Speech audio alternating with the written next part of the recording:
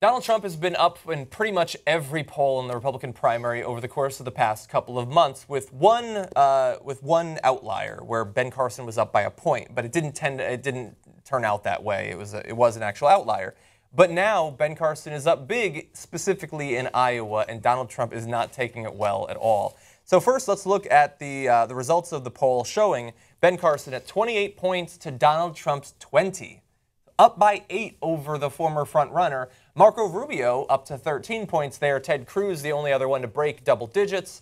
And then Rand Paul, Carly Fiorina, and Jeb Bush going down from there. Jeb Bush down to 5 points in Iowa. 5. But there's a number of significant results there, I think. There are, but just put the poll back up for a second. I mean, that's Jeb Bush. That's the brother and son of former president at 5 in Governor Iowa. of a significant state, a quasi-swing state. We really thought he was going to, this is where he could do well. Yeah. And, at 5. I mean, he was only at 6 in the last poll. The biggest mover in this poll actually isn't Ben Carson. He went from 21 to 28, which is a significant move. Trump went from 27 to 20, so a swing of 14 points from being up 6 to down 8. But the big mover in that poll was Marco Rubio. He was with Jeb. Bush had 6 last time, and Rubio had 5. Rubio all the way up to 13. So if you were to look at this, and again, you can't randomly decide that this is the poll you pay most attention to. Let's do it. But it is the one out today. But if you were going to find, if you think, okay, it's Carly Fiorina, we're already done with that little episode in American history. Next week, you never know. Yeah, she right. was good in the last debate. She could be right, this but the one. reason she fell apart was because the record just doesn't stand up to post-debate scrutiny. So I don't think it really matters what she says in the debate. Probably, but who the hell knows? But if you think that it will be an establishment candidate, that it's not going to be Trump or Carson, and depending on where you decide Ted Cruz fits in establishment, asylum, right? That it has to be an establishment candidate, then I think the case it can be made more convincingly to me right now that it's Marco Rubio and not Jeb Bush. But I'm not. You never know. Yeah, I wouldn't write Jeb Bush off yet, but it's not embarrassing for Marco Rubio to be at 7 or 8%. Every one of these polls that has Jeb Bush at 5 is embarrassing because the expectation for Bush was so much higher. But there just seems like for Walker before. It just seems to me that at some point, whatever that establishment, whatever that means, money, endorsements, and endorsements, Jank dismisses, I think, incorrectly on the show. Endorsements have historically been a significant sign of where a nomination is going to go because endorsements aren't just, it's not like the newspaper endorsement. The political endorsement of established politicians, that moves their organization for you. It has and really, all of their connections. right. Yeah. So it can be a really significant force in a state to get the governor, to get a popular governor. It's not just him saying, well, I like Brown and not Smith. So, which might have been what led Biden not to run, perhaps. It might have been. I think what led Biden not to run is what we saw on this here as we were watching that debate. I mean, I think that changed the dynamic of, oh, she's fine. Yeah. She's fine, and she's going to be really, really hard to beat, and the odds are against me. So anyway, I just think that now that whatever that means when people say the establishment, and I confess to not 100%, it just depends on who's having the conversation, what they mean. Yeah. But it just strikes me that move of that money and support from Bush to Rubio is pretty easy. It's not a really hard sell.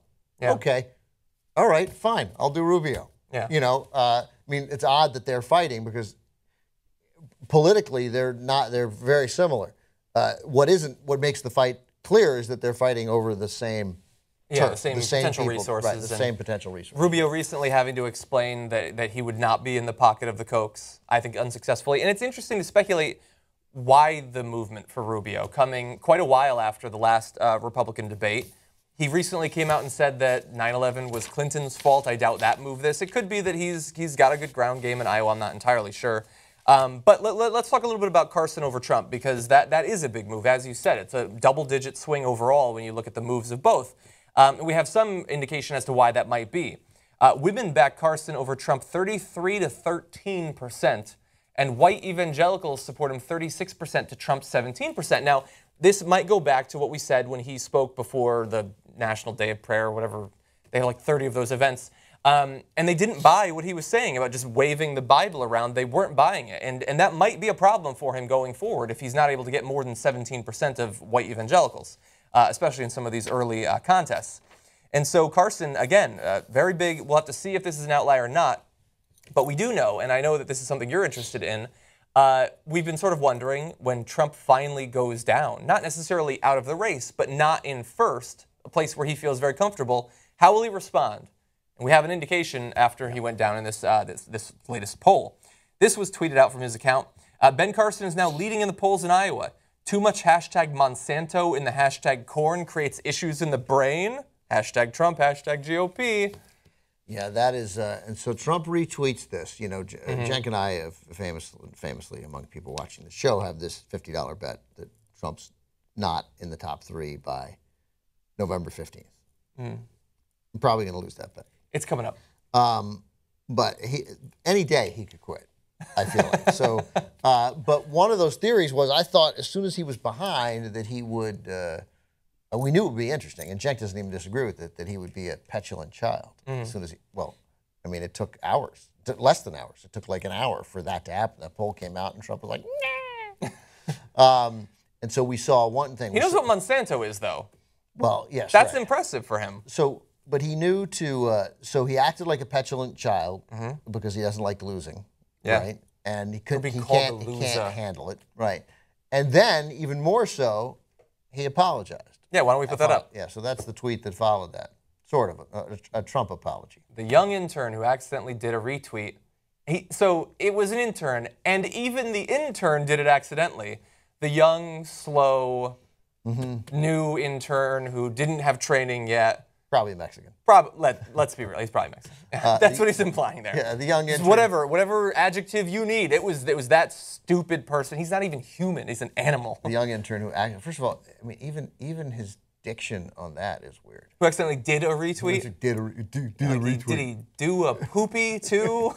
You moron. Yeah. So I think we got 2 really interesting things there from Trump: the petulant response, and then. He actually had to apologize. He apologized a little bit. Because he was insulting all of Iowa, saying that they have brain damage due to GMO foods. Right, not because they're going to vote for Hillary Clinton, because they're going to vote for another Republican. Yeah, another Republican similar to him in a number of respects. Yeah, the Trump's favorable and unfavorables were interesting in that more to the women thing in that poll he was at in September. Women had a favorable impression of Trump, 53 to 41. Now it's upside down, slightly 47, 46. So. He's losing women quicker than men, but his numbers, he was way up in men, and the men dropped to about what the women were last time. So it's amazing that you can make, I think, abundantly clear that you have no respect for a group and probably kind of hate them, and they'll still support you by 1 point. Like, he has no interest in women, but they apparently are not getting that message, or they don't care, or they're Republican women who think that they're supposed to be talked down to by Republican men.